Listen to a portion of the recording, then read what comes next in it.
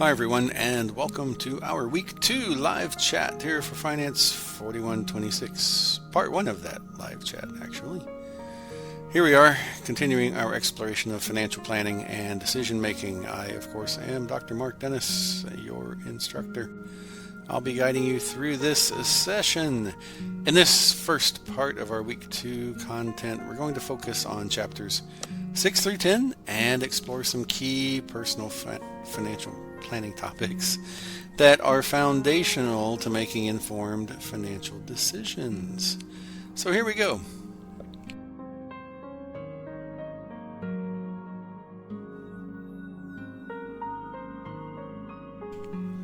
Everything in a financial plan ultimately ties back to cash flow.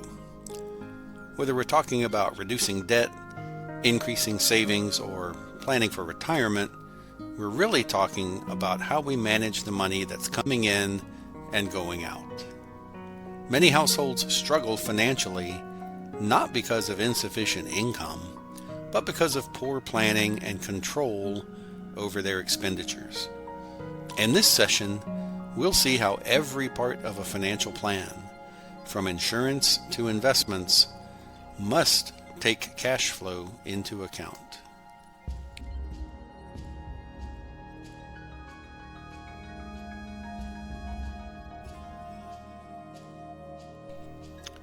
So what exactly is cash flow planning?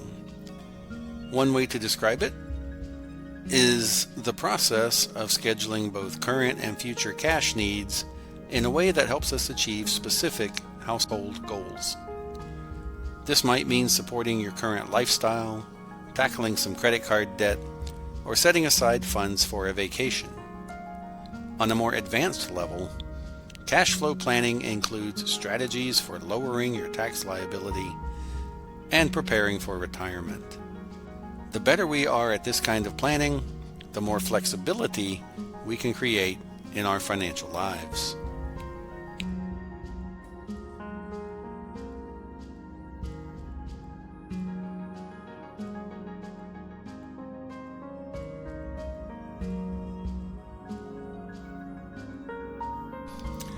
Here we differentiate between types of assets. Financial assets include things like stocks and bonds, assets you could buy and sell easily in the public market.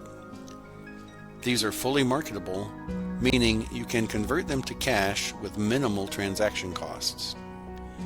Non-financial assets, on the other hand, are everything else you own: your home, your car, your education, even your earning potential.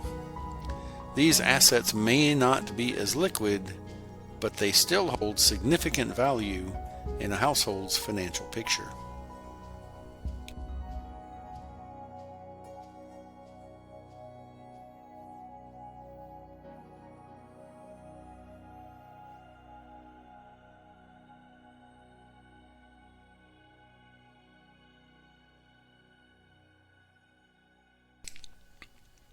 Capital expenditures are the big ticket items, outlays that offer long-term benefits.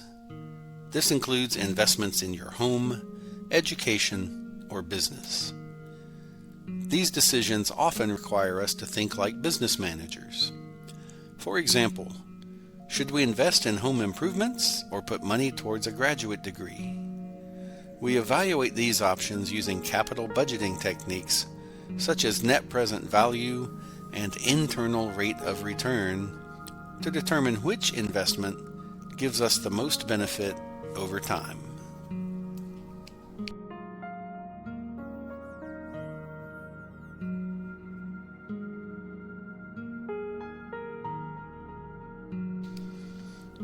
Let's talk about net present value, or NPV. NPV is the present value of all future cash inflows and outflows related to an investment. In other words, we're discounting those future amounts back to today using an appropriate discount rate.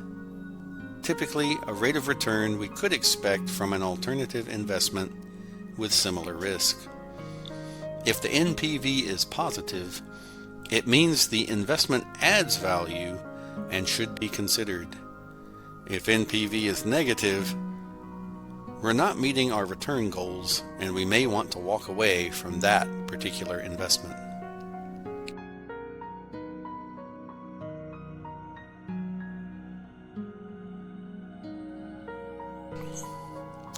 Here we see the formula for net present value. Be sure to study it carefully. You'll note that it includes several key variables. CF is the future cash flow. CF sub 0 is the initial investment made. K is the discount rate, T is the time period, and N is the number of compounding periods, or discount periods in this case. By summing the present values of all future cash flows and subtracting the initial investment, CF sub 0, we can determine if the investment meets our target return.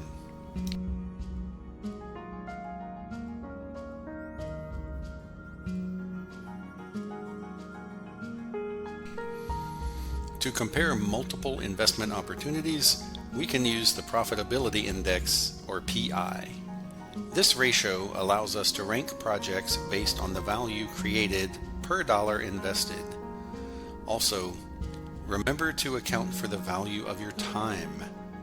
Time is a limited and precious resource, and if an activity saves time that could otherwise be spent earning income, that time savings becomes a form of cash flow.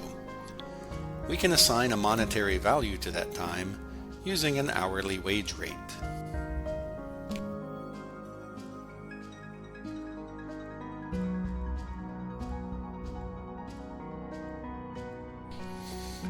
Net present value can be a bit abstract at first, so I encourage you to check out this short explainer video by the Financial Storyteller. It walks through the concept in a visual as well as an intuitive way. You'll find the link to this YouTube video on the slide when you download the deck from the course announcements, so feel free to watch it as a supplemental resource.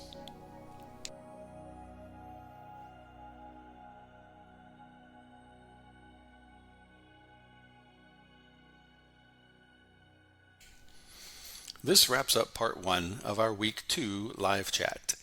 If you have any questions, feel free to reach out to me by email or phone. As always, I'm here to help you connect these concepts to your own financial decisions both now and in the future. Be sure to check out part 2 this week for a deeper dive into the week's content. See you there.